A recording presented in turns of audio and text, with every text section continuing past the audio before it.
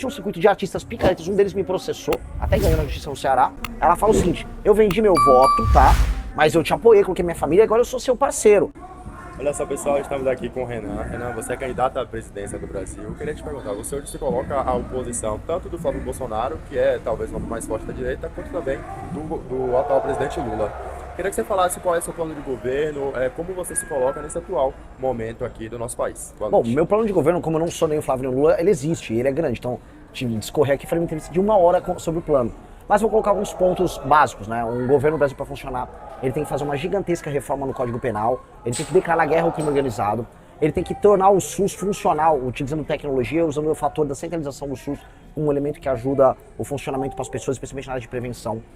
Do ponto de vista econômico, a gente tem que fazer uma reforma fiscal que permita que a gente abaixe juros e abaixe impostos para as pessoas, faz com que a economia funcione. E isso vai nos dar dinheiro para investir em coisas que precisam ser feitas. Trem, estrada, ferrovia, desfavelizar. E quando eu falo desfavelizar, é acabar com as favelas do Brasil em 10 anos. Tá? São propostas execuíveis em que um líder capaz, inteligente e que consiga articular a população brasileira para ter esse foco, vai conseguir fazer. Então, como agenda, seria esse nossa proposta para tornar o Brasil um lugar viável. Hoje você se coloca uma pauta que vem sendo debatida muito, que é a questão da escala 6x1. Você hoje se coloca contra essa PEC.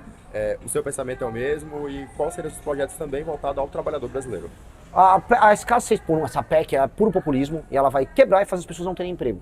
Então estão falando para as pessoas assim, fica tranquilo, você vai trabalhar menos e vai ganhar igual. É mentira, isso não vai acontecer. Boa parte das pessoas, especialmente em setores de serviço, vão perder emprego e indústrias vão fechar. O que nós precisamos fazer é flexibilizar as relações de trabalho.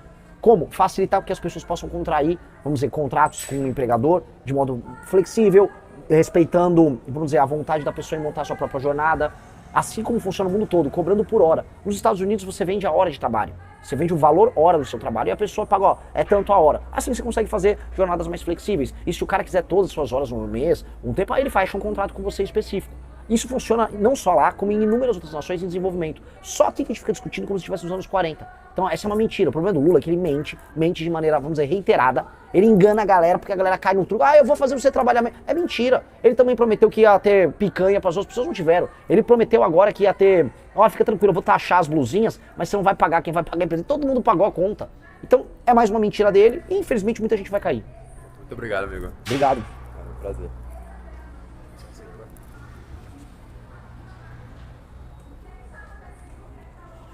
No meu caso, você vai fazer um culto para uma pessoa já... Você acredita? Eu me vejo, é tão estranho, ver todo dia pela internet e agora tá vendo pessoalmente. Eu sou o Alfredo do Axé Noir Podcast, a gente tá tentando marcar uma entrevista contigo. Vou falar isso porque é muito estranho você acompanhar o cara pela internet e agora tá vendo pessoalmente.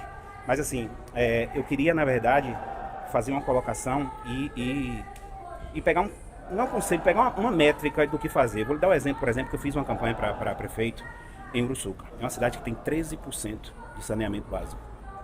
20 anos de poder de uma pessoa lá. Melhora em nada. A cidade passa fome. Mas como todos os problemas são muito complexos, é um conselho mesmo que eu acho que é uma diretriz que você tem que dar pra gente que é militante do bom senso. Porque o bom senso virou uma coisa extremamente radical hoje. Então, assim, você querer que as pessoas morem bem, ter saneamento básico, ter comida, ter emprego, virou uma coisa meio complicada hoje. E você bate muito sobre isso. Mas, por exemplo, como a gente vai conseguir combater? E como você vai ajudar a gente a virar o voto do cara que vende o voto? E a gente sabe que isso acontece muito. Mas você está pautando a política hoje nacional, pautando vários assuntos. Então, assim, a gente vê hoje várias pessoas grandes falando o que você fala.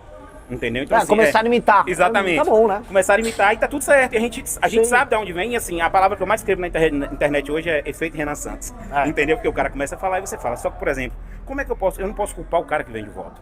Entendeu? Porque ele consegue. Eu posso, tem que culpar sim. Começa por isso. Se eu começar a responder, você tem que entregar à pessoa a ideia de que ela tem direitos e deveres. O brasileiro foi feito a acreditar que ele só tem direitos. Então eu tenho direito a isso. Não, você tem deveres. E um dos deveres é não venda teu voto, porque é crime. E tem que ser preso. Porque a pessoa tem que entender o seguinte, que ela não tá... Quando ela vende o voto, isso todos os estudos... houve 2 faculdades americanas que fizeram estudos sobre isso no Brasil. É uma troca, a pessoa não se vê numa posição passiva. Ela fala o seguinte, eu vendi meu voto, tá? Mas eu te apoiei, coloquei minha família, agora eu sou seu parceiro. Ao longo do seu mandato, você vai, por exemplo, se furar o pneu da minha Kombi, se furar o telhado, ele vai bater na porta do vereador. Ele acha que ele é um parceiro, ele é um sócio do mandato do vereador. Então não tem trouxa na relação. As pessoas, elas sabem o que elas estão fazendo, então elas têm que ser exigidas a tomar uma posição diferente. E a gente tem que acordar as demais pessoas que não vendem voto, e mesmo as que vendem e acham isso natural, a tomar o susto. Foi o que eu fiz no Maranhão. Eu comecei a falar, ó, vocês vendem voto, eu vou prender você se eu fizer isso de novo. A pessoa tem que se tocar, pô, mas tá errado? Ela não sabe que tá errado. A compra de voto é regra nas cidades pequenas do Brasil todo, assim, há pelo menos um século. Ela é regra.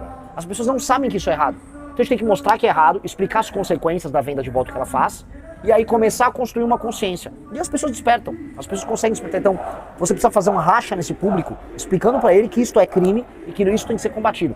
E aí quando eu mostro, ó, viu, o cara que você vendeu o voto, ele faz com que sua vida seja uma desgraça, que não tem emprego na tua cidade, que não tem saneamento básico, é isso, começa a despertar. Um pedido para você bater mais nessa pauta, porque hoje a gente, quando a gente vai virar esse voto, é um pouco complicado, porque de 2 em 2 anos é o que ele tem, é a saída que ele tem para poder botar uma telha em casa, fazer um muro, alguma coisa, porque geralmente as pessoas estão passando fome e estão no Bolsa Família, entendeu? Ele não tem como. Então, assim, eu acho que o problema é um pouco complexo e a gente tem que ter uma frente em vários braços para poder atuar nisso. A gente sabe que é crime, a gente fala, e na maioria das vezes ele também não tem um conhecimento de que o voto dele é secreto, porque o cara pega o título dele, o cara pega o título dele, então ele não tem esse conhecimento. Então a gente precisa de uma força nacional para dizer, ó, isso está errado. Isso vai ter que partir do governo federal, numa parceria com o TSE, para acabar com a compra de voto no Brasil. Os candidatos todos têm que ser muito presos, até porque é isso que motiva o surgimento daquele ciclo em que o deputado pega a emenda em Brasília, a emenda é desviada com o prefeito, um pedaço de dinheiro desviado vira caixa 2 vira compra de voto. Esse é o jogo que a gente precisa quebrar. Tranquilo. Velho, prazer. Muito obrigado. Tamo junto, velho. Valeu.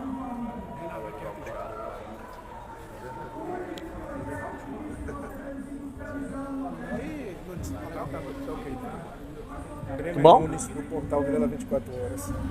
Renan, eu queria saber de você qual é a sua opinião sobre hoje o assistencialismo do governo federal ao fim do mandato e à beira das eleições.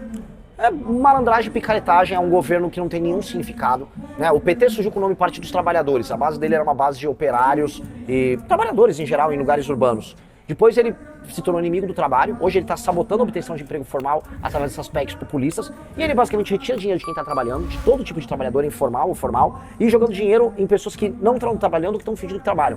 Quando eu falo fingindo que trabalho, eu estou falando do alto funcionalismo, juiz que recebe salário de mais de 200 mil, a pessoa que está no assistencialismo, porque para o PT interessa amizade com o alto funcionalismo e comprar o voto dos mais pobres.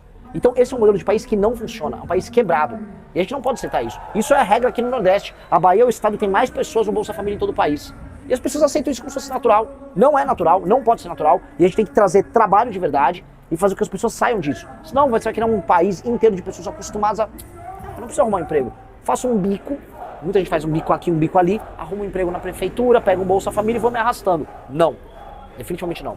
E hoje, qual que é o principal problema do país que o governo está ignorando? São muitos. Segurança pública é um problema colossal. A questão fiscal do Brasil, que são as contas públicas, tá quebrando, o Brasil tá indo pro caos, e aí não vai ter dinheiro pra aposentadoria, pra bolsa, pra nada. Não vai conseguir pagar porcaria nenhuma. E ele tá indo pra esse colapso fiscal. Ausência de trabalho, desigualdades regionais enormes. A região Nordeste ficou muito pra trás, mas muito pra trás do Centro-Oeste, muito pra trás do Sul e Sudeste, nem tem comparação. E agora já com partes da região Norte, né? Rondônia tá indo legal e tal. Então, ou seja, a gente tem que resolver a questão nordestina. São questões centrais que eu levantei aqui, que se um presidente do Brasil resolver, vai tornar o Brasil um país sério de verdade. E a última pergunta para a gente finalizar, sobre essa questão aí do Ministério Público estar fiscalizando algumas prefeituras aqui das cidades baianas sobre contratos milionários em festas. Foi uma iniciativa que partiu de você, efeito Renan. Efeito Renan Santos, e claro. Aí, fala um pouco pra gente. Fico muito feliz e que espero que os tribunais de conta também façam isso, que é um absurdo. Prefeitura que tem baixíssima atividade econômica, dependência do governo estadual e federal para pagar as contas dela, em vez de entregar serviço público funcional e aumentar a atividade econômica, tá lá fazendo festa para comprar voto. É picaretagem e existe um circuito de artistas picaretas, um deles me processou, até ganhou na justiça no Ceará, para não falar o nome dele, mas que estão, né, tem gente embolsando num esquemão. Isso é um esquemão. Isso tem que acabar. A minha lei de responsabilidade gerencial vai funcionar assim. O município entregou, bateu as metas, tá aumentando a atividade econômica, ou seja, as pessoas estão trabalhando mais, estão gerando receita, melhorou os índices de educação, saúde e segurança, faz o show. Agora, não fez isso, não vai ter show e o prefeito fica inelegível. Essa é a regra do jogo. Obrigado, Renan. Obrigado a você.